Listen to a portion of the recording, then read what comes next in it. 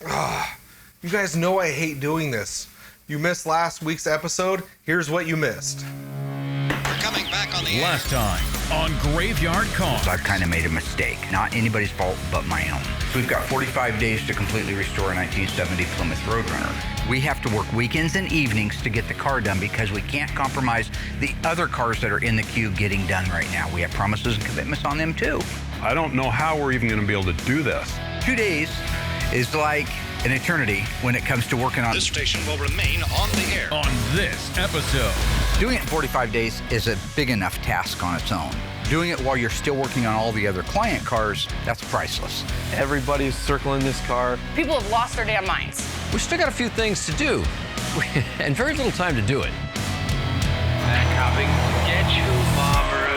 In Springfield, Oregon, dead Mopar muscle cars are coming back to life. Restored by Mopar master Mark Warman. I'm a liar and a fat mouth. His daughter, Alyssa Rose. Why would you do that? His painter, Will Scott. Got one job. And his cousin, Dougie. Oh, hi, Mark. Welcome back to Graveyard Carz. So just to refresh everybody's memory, a couple years ago I took on a Graveyard Dreams build car. This is where you can call me up and say, I need a 1970 Roadrunner, in this case, with a 392 crate engine and a 6-speed Silver Sport transmission and a Mosier Dana rear end and all this cool stuff. And I build the car for you. I took the job on. I didn't pay attention to the deadline and when it was due. I thought it was January of 2021. It turns out it was 20, and this guy is scheduled to go to a convention in Las Vegas and unveil the car. So I went ahead and committed to restoring the car completely from beginning to end in 45 days. Doing it in 45 days is a big enough task on its own. Doing it while you're still working on all the other client cars, that's priceless. So we're still running a regular shop during the day, and we're working on this car in the evenings and the weekends. That gets us up to where we are now. The car has already had the body work, the paint work done on it. It's moved over into the assembly shop. We actually are outside shooting right now because we have no power. I called the utility board and I said, why don't we have any power? I'm pretty sure I paid the bill. They lost a transformer. That's what I was told. So right now, my entire block, all of Catherine Avenue, all the way down to Weyerhaeuser, all the way down to 35th Street, has no power. So I don't want to send the guys home, and I also can't leave them inside the shop because it's not very safe if you can't see what you're doing. I'm paying everybody $20, $25 an hour to walk around and move stuff, clean stuff up, stay busy while we're hoping the power comes on. The utility board said, I can't promise you when the power comes on. It may never come on. I have Ron, who just came up from Las Vegas, from Magnum Force, to save our again, as he's had to do many times. But right now, he's out back sweeping. If that isn't enough, which is a full plate for anybody, anytime, we're still making a television show. We're mid-season on Graveyard Carz. And so what that means is every week I have to turn in a completed episode so you can watch it the following week. Aaron, the executive producer upstairs, who you've all met because he loves the camera, called me, rightfully so. We have no power. How's he gonna upload an episode of Graveyard Carz that takes hours to upload in a room with no power? So I've given him the blessing to go across town to his friend's place who has high-speed internet and has power, and upload that complete episode. If it's not enough about the cars, it's not enough about the power, it's not enough about the 45-day calendar, then you can just add in the fact that this is what you get for being Mark Warman and starting a television show at the same time. The clock is ticking by, and my promise to the guy is clicking by. I don't see how we're going to be able to finish everything like it needs to be done in time for him to get to the convention. But I'm pulling up my boot heels and I'm doing the best that we can. And I figure if we're 3 or 4 days late, he'll at least know we tried. And he's a good-hearted guy. Mr. Martinez has wanted this car his entire life, and now this is his opportunity. And so he'll have plenty of other times to enjoy it. I'm not dismissing the fact that we're probably going to miss our mark. That's wrong, and it's not right. And we're behind on everybody's car. It doesn't make it right. I'm just hopeful that we can get the car done close after the deadline in time for him to still not have a sour taste in his mouth and be able to enjoy the car and not have bad memories around it. Because Graveyard Dreams is about creating good memories, not manufacturing all new bad memories. Yeah. All right, all these parking places are done for. We're gonna wrap around that way. We'll see if we can find another spot. Ah, there we go. There's some parking. We're gonna park right, like not exactly behind. See any of these guys? Things are looking up. Normally I have to pay for parking downtown. I pulled into a meter, got out, and there was over an hour on the meter. So plenty of time to get everything uploaded.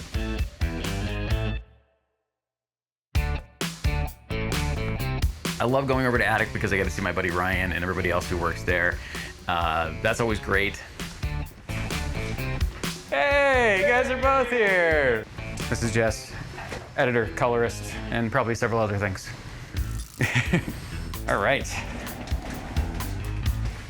I sat down, got the computer hooked up, got everything in the queue, started uploading it. I'm about 40% through this episode, and then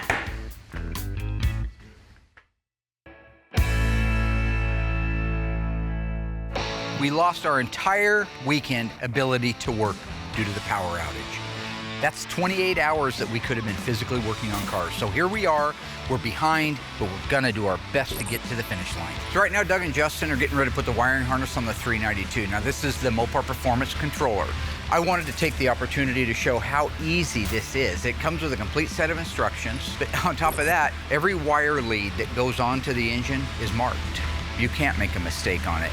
The wiring harnesses have these little stabilizer pins in them. It's good to put those in first. See, and that helps stabilize that so you're not fighting it all the time. That again, that helps with holding that thing in place. These are a real nice plug and play. So the next thing he's going to do after that is going to do the oil pressure switch. You see this sending unit for the oil pressure? This is a factory Mopar one that you'd see on our 70 CUDA, because we want to be able to run the original gauges in the car, the original rally cluster in this Roadrunner. We want to have the tachometer, we want to have oil pressure. We can't use the signals coming off of the wiring harness that came for the Mopar Performance.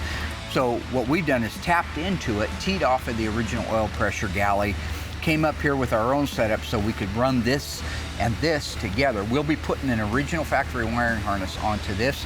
Same thing for the water temperature. You'll see it over here. We've tapped into it, so the engine still has all the signals it needs to run the ECM, and we also have our access to be able to run our gauges.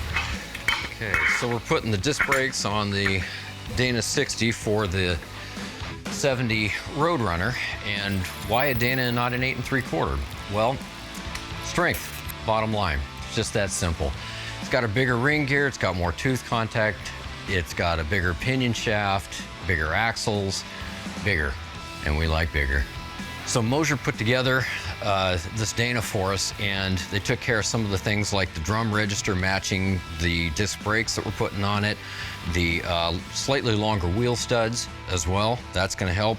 As far as the thicker backing plates go, we've already got the non-adjustable bearings on there. Access hole makes it real easy to tighten up the bolts on the housing end. Let's get it put together.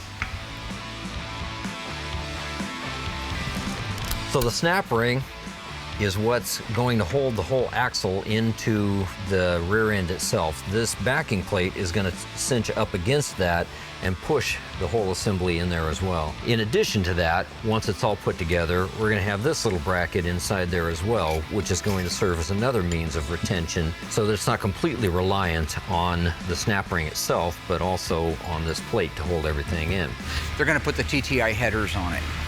So these are a specific header made by TTI that are designed to go on the 392 as well as play well with Ron's Magnum Force suspension. And we should be able to drop the header right in over that bolt. Yep.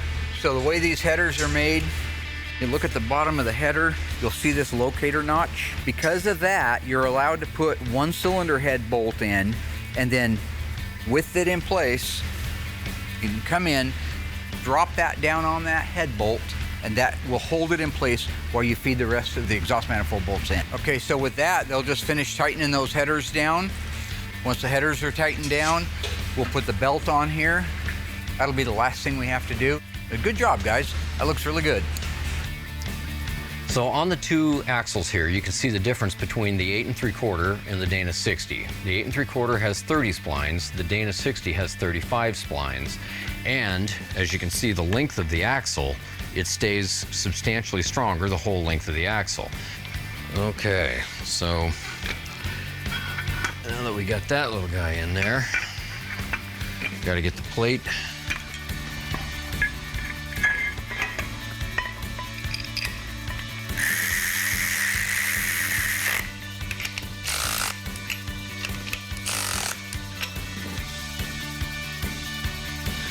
Okay, so here's the belt. I think all we have left right now is just putting the belt on. This is kind of cool, actually. So check out this routing of the belt. Nice and easy. Don't get crazy. You're crazy.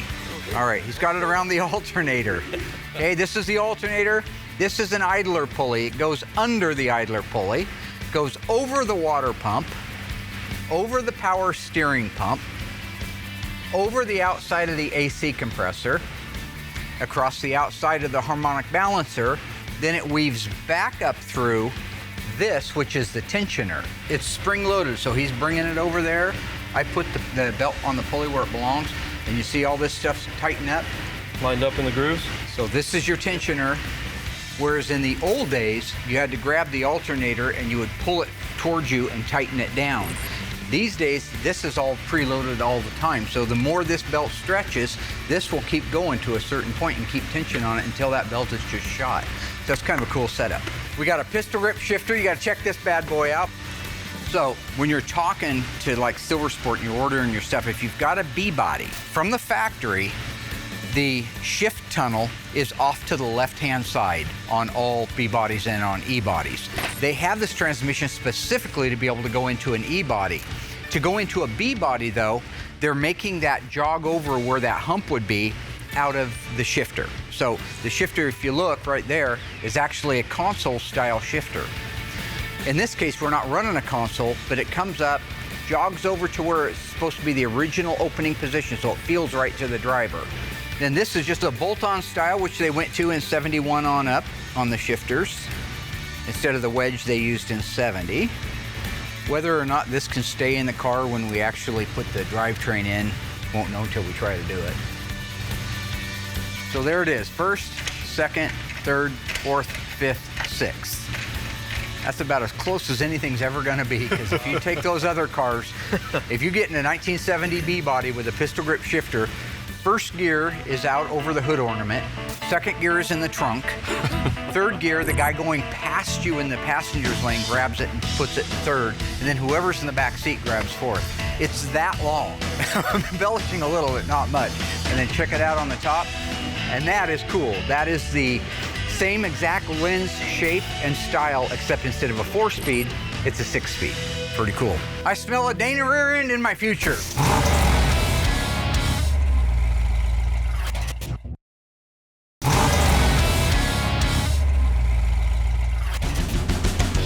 Anybody that's watched the show for any period of time knows that I like to invest back in the company by buying equipment and stuff. Sometimes it pays off better than others. Like we started deburring our parts. We never did that before. We just hand clean them up with a roll lock and an angle grinder. But now we're under the gun. We got to get the Roadrunner done. We got to get the parts completely sandblasted for the front suspension. But they always take a lot of cleanup on them to make the pits and the rusty areas go away. So immediately after those parts are sandblasted, I put them inside the deburr machine. And it's like just a bunch of little helpers in there that don't charge overtime, by the way, and don't show up late to work. So they're the best employees ever. They sit there and they do an aggregate thing as they tumble through it, and when you pull that control arm out of the knuckle or whatever you're cleaning and polishing, it looks like a brand new part. We can put a satin clear over the top of it, and it's ready to go back into the car. So in essence, if you add up the quality, the consistency, and the time of not having manpower there, the only manpower you need on this machine is long enough to load it, long enough to take the parts back out of it, rinse them off, and start treating them. So in a situation like this, where time is money and money is time, and we have none of either at this particular moment, that's the best piece of equipment in the house.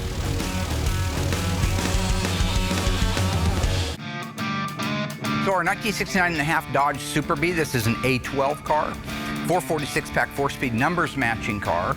A gentleman by the name of Dave owns this car. We've had it for way too long. That car, when it came to me, was a really nice, solid car. Now, it had extensive damage to the right quarter and the right door and the right fender from hitting a guardrail while drag racing it.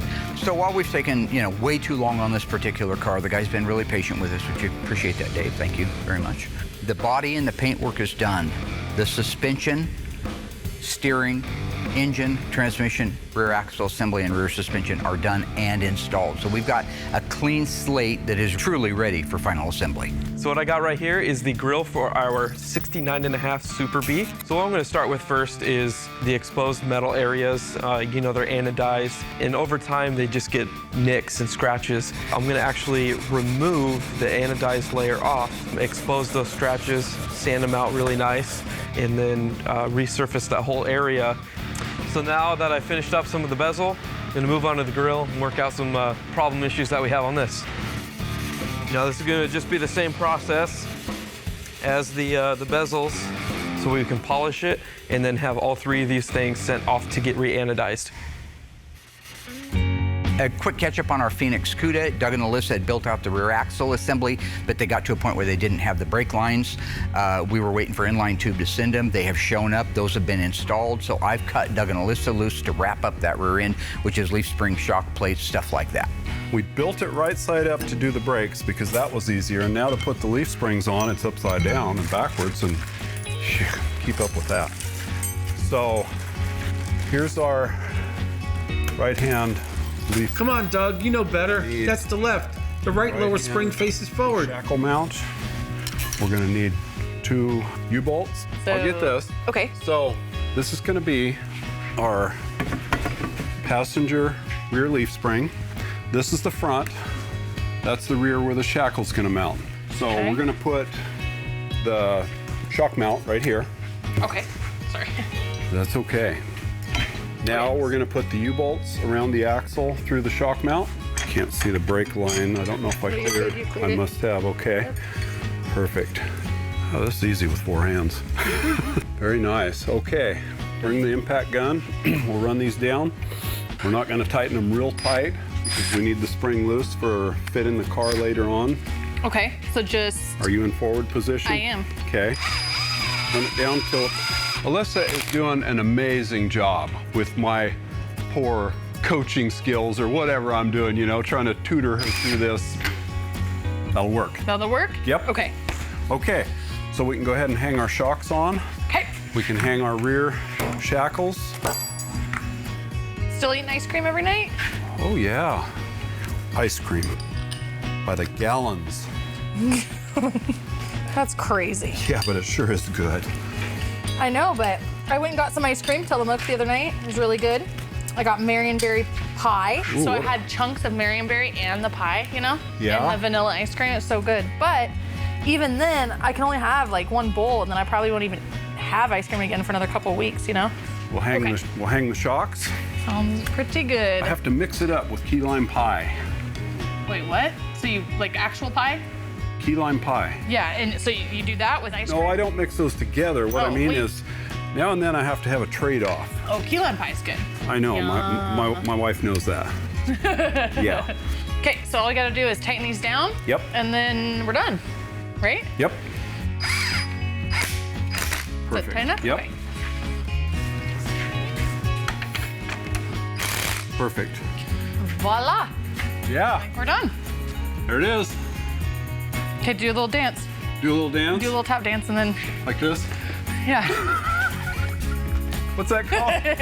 There we go, we're done. The 1970 Dodge Challenger RT is one of the most collectible cars on the planet today. In the 2-door hardtop model, they made 8,939 with a 383 Magnum, 2,802 with a 440 Magnum. The 446 spec, they built 1,640, and the legendary 426 Hemi, only 287 copies were made. True or false? The high-performance 340 was never available in the 70 Challenger RT. Think you know that answer, Cool Breeze? Stay tuned after the break. We'll find out together.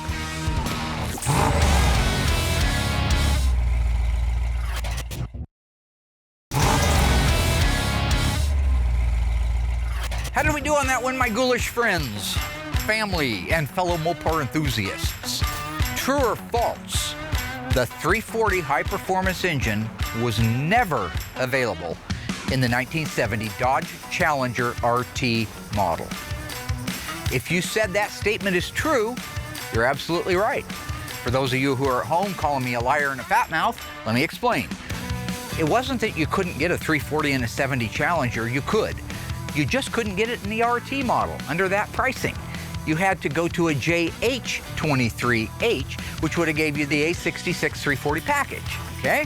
So if you want to get into the numbers, we can do that too, if you want to go down that road. I mean, if you're talking about the 383 cars, 383 Magnum like this, two-door hardtop, 355 three-speeds made, 2,574 speeds made, 6,014 automatics. You want to jump over to the U-code? It don't matter to me. It's all the same thing. 916 four-speeds, 1,886 automatics. I can go all day long. 446 pack, there were 800. Well, don't be cutting me in the middle of my. Okay, so not too long back, we talked about a 1971 Cuda tribute car that the folks wanted me to build. In the end, it's going to look like a 1971 Hemi Cuda, two-door hardtop, in black with a black interior, that look exactly like a Hemi Cuda would. Now, if you're sitting at home wondering why in the world would you take such a rust bucket car and try to restore it when there's better ones out there, as I had explained, it's because of the roof reinforcement, upper quarter reinforcement areas that are not available from Auto Metal Direct or anybody else. This is the rear package tray. Has the speaker cutouts in it. That's new. You can buy a new one of those. This is the Dutchman panel that goes against it, or the upper deck filler panel. You can also buy a new one of those as well as the reinforcement for it. The trunk hinge support doubles as the support for the Dutchman panel on the outer ends. This piece, it's available. What's not available is this piece of reinforcement right here that goes all the way down, up through here, and marries into the roof upper reinforcement area. These are impossible to make and usually rusted. Almost every car in our graveyard, these areas need to be repaired because of rust. This one is mint. Like I say, everything from the belt up on it was in really nice shape. This isn't made. This is the upper reinforcement for the quarter panel. The rear header is not being made. The outer wheelhouse reinforcement is not being made. It's a two-piece unit, lower, upper.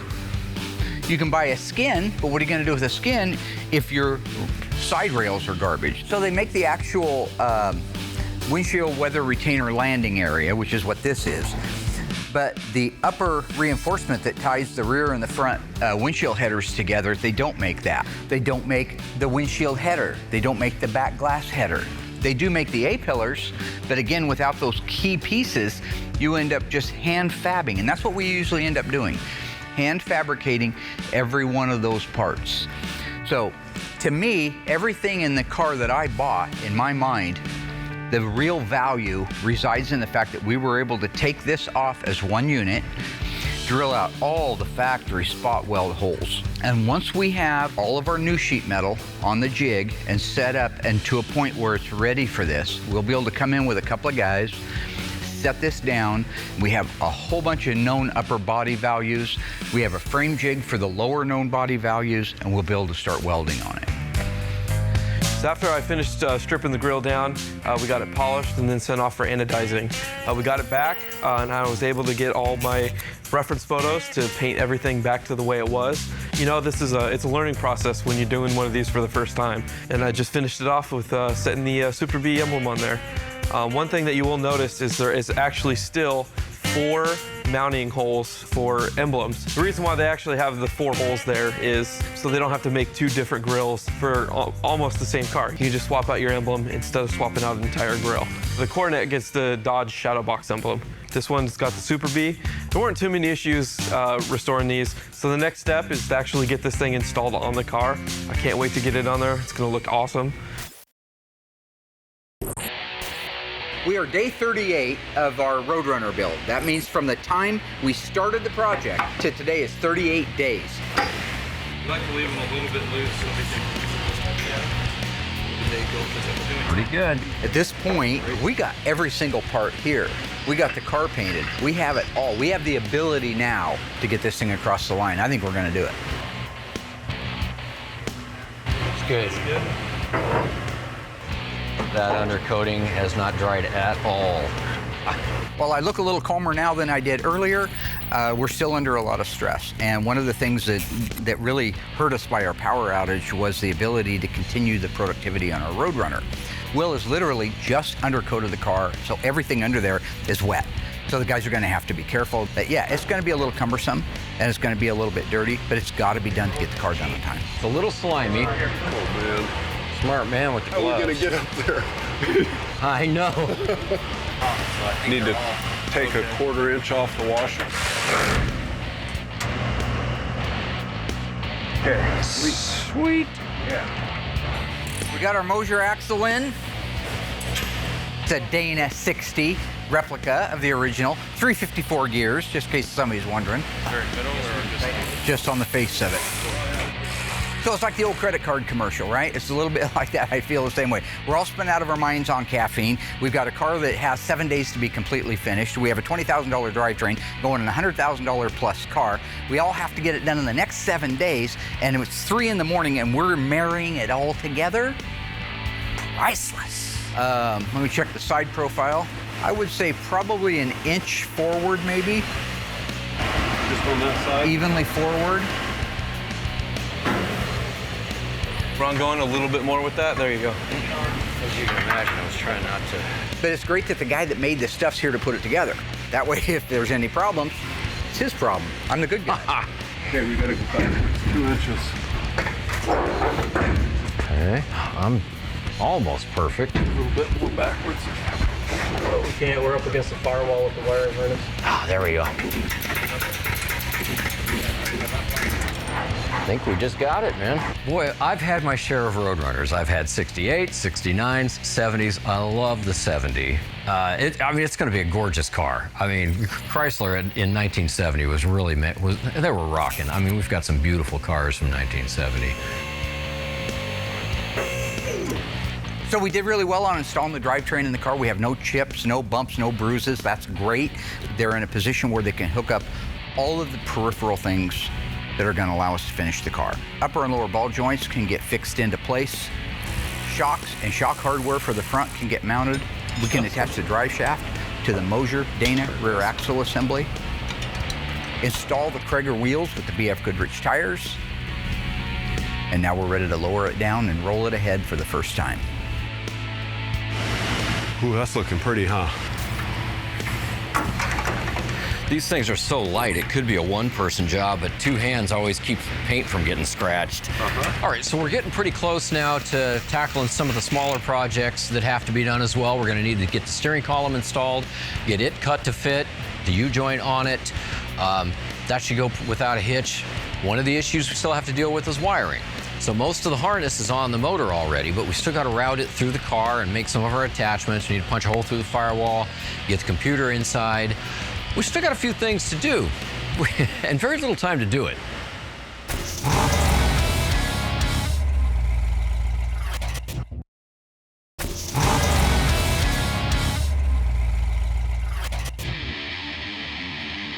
So all hell's broken loose here at Graveyard Carz. We are down to the nitty-gritty with our deadline for our 1970 Roadrunner, and people have lost their damn minds. Everybody's circling this car, trying to put something on. You got people out here buffing the car, so you're trying to work around the person trying to get the paint stuff finished. There wasn't even time to cut and buff this car right when I was done. We literally finished spraying it middle of the night, baked it, next morning rolled it over for assembly, and then as they're assembling it, I have Noah coming over and actually doing all the cut and buff work around the assembly. So it's kind of all hands on deck and just trying to work around each other to get the car done. We got Larry putting on the headliner, we got someone buffing, someone taking stuff off, someone putting stuff on. It's insane. And this is why I've kind of stepped back and I'm not a part of it. Because it's crazy. We don't need any more hands on it, but I mean, I think we're gonna get it done. We should.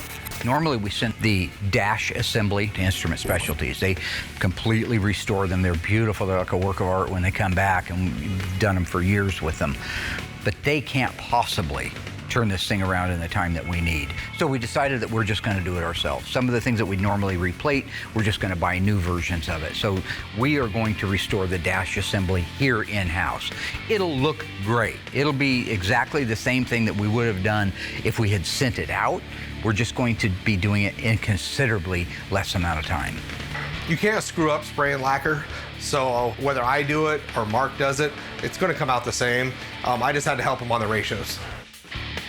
As you might imagine, no one makes preconceived hoses for a 1970 Roadrunner with a brand new Mopar crate engine, 392. So we've had to get a little improvisational at this point, shall we say.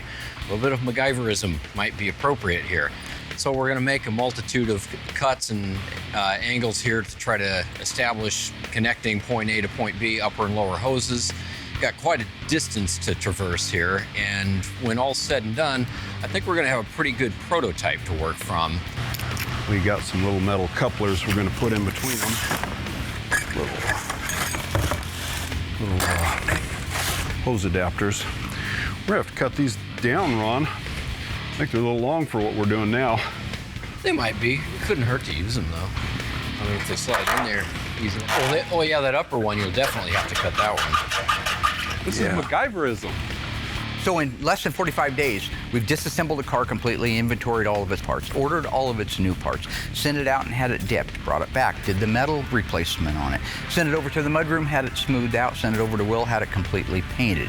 Meanwhile, we built out the 392 crate engine, the 6-speed Silver Sport transmission, the Moser Dana rear axle assembly, all of these components, and the Magnum Force front end. All of this has been done in this period of time. We're rapidly putting the car together. We've even lived through a power blackout. Justin can start putting the trim, exterior ornamentation, the decals, taillights, bumpers, all the pieces on the outside of the car.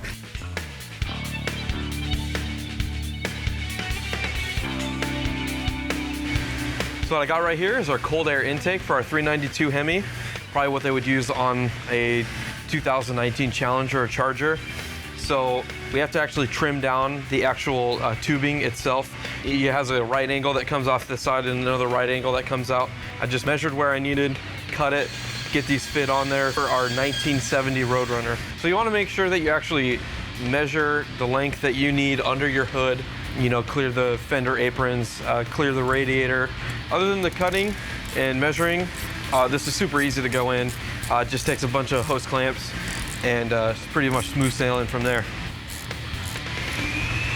That's on there good. It doesn't need a bracket.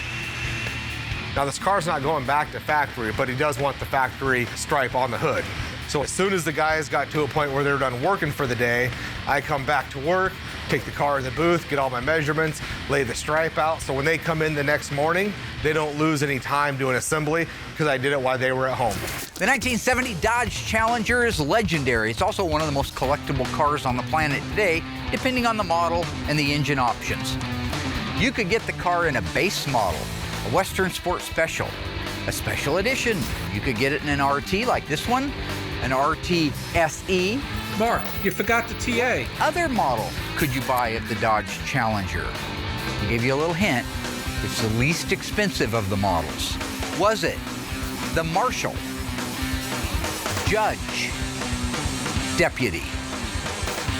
If you think you know the answer, stay tuned after the break and I'll let you know how you did.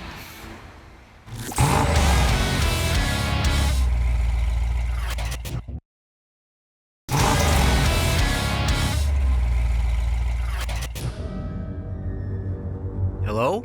Who's there? What the hell do you want?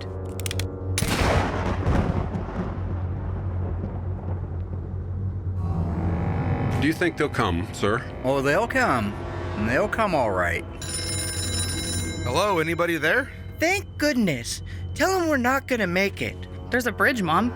Doesn't look that safe to me. There's only one way to find out. All right, now what do you got on this Warman guy? He was born in Eugene, Oregon, and he only had 8 crayons growing up and a tumor in his foot. I think we picked ourselves an odd duck, buddy. Welcome to the party, pal.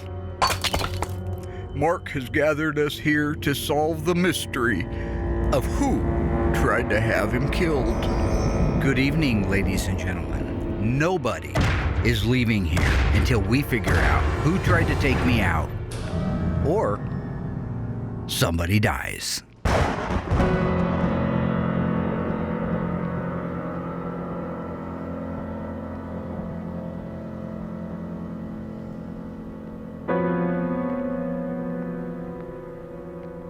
Dad, what do you mean somebody dies? That's ridiculous. What movie's that from anyways? Look, somebody in this room tried to have me killed.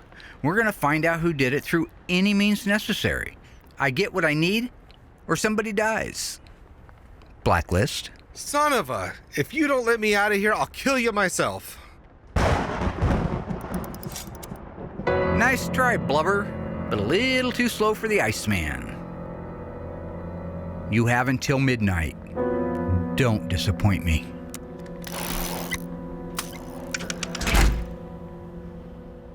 Not a bad contraption. Built one like it in high school back in shop class. Took my grandma's wheelchair and modified it. Yeah, she got hurt in it, but didn't kill her. What's going on here? What do we do now? And where's that butler with our dinner? Hey, that's a good point, Tony. Where is the butler?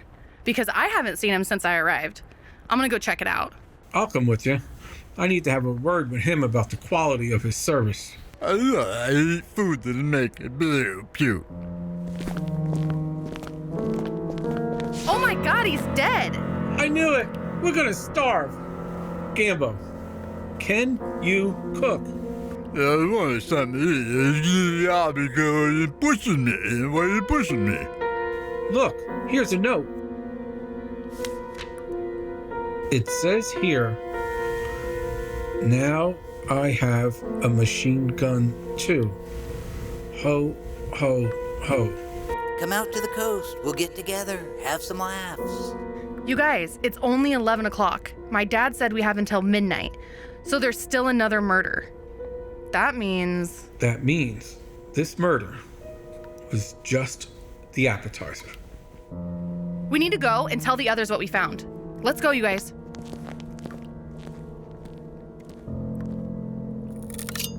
Hey, you're not him. He's not you. It's me.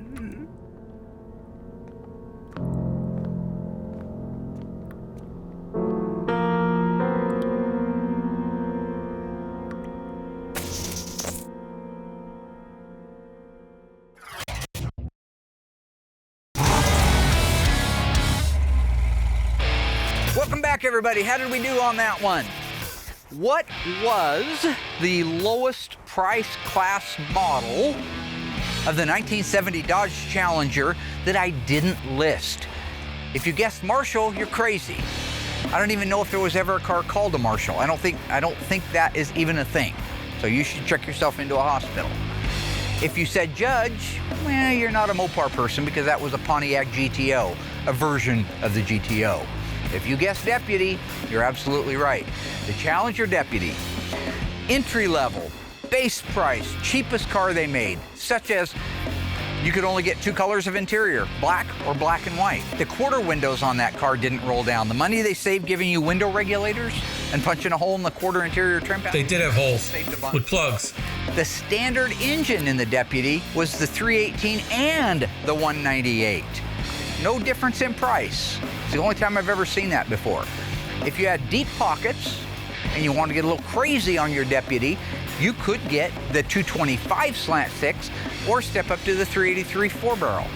Pretty cool to think about a car that long ago that they were trying to be that thrifty and they still allowed you a couple options, nowhere near the stuff you got once you got out of that Deputy class. There you go. This stuff that I just have rolling around up here. Someday I'm going to dedicate my brain to science fiction.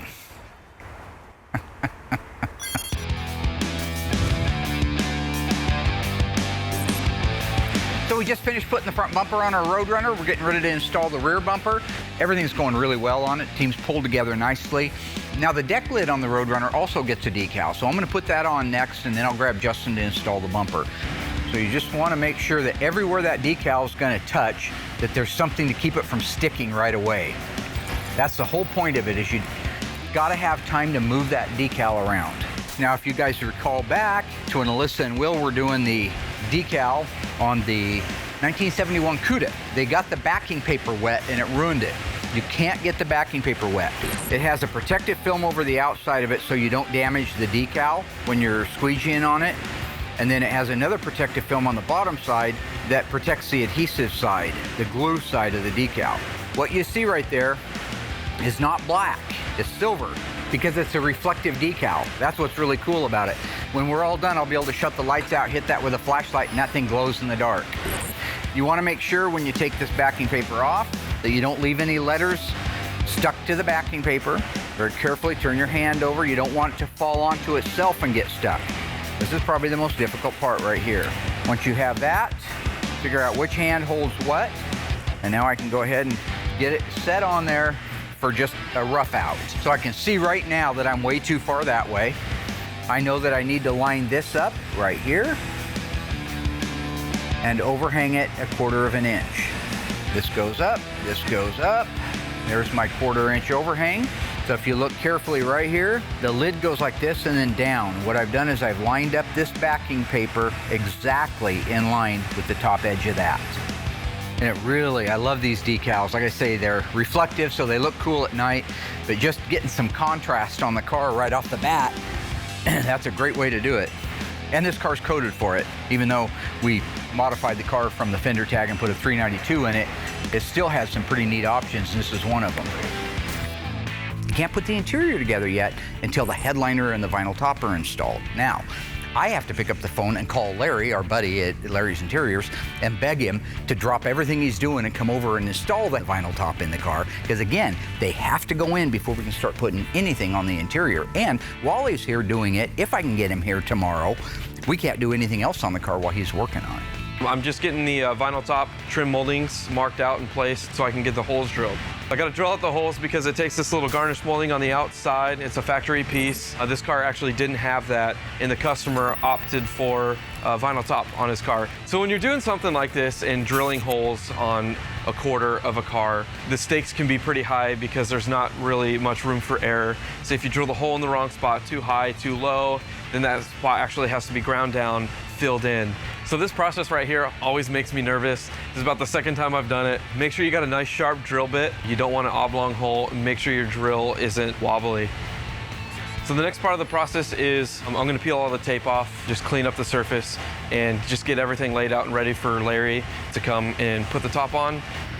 I'm Larry's Interior, and I do upholstery, and I've been doing upholstery here for at least 7 years or longer. I like doing original work, so I always hit for the original work because I just love it. And I like the Mopars, and so that's what I do for a living, and I'm training my son and hoping he can take it over and keep going. We didn't know it needed the vinyl top until yesterday, and so Mark got it here, and then we're doing it today, and then you guys are free to get the car done for the customer. On some of the vinyl tops, they're hard, they don't have no stretch.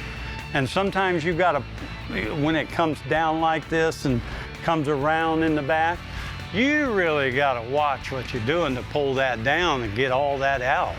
You know, so that's the challenge on some of them cars. This one was pretty good. It takes us about 2.5 days to do the seats, and then it takes me about 5, 6 to 8 hours to do a top. Depends on the top now. And do the headliner, it's about 6 hours, somewhere in there. I've got used to Mopar, so actually I like them. You know, I'm just used to them. I know where the stuff goes and where I cut it, and I can just come in and do it, and Mark don't have to mess with me at all.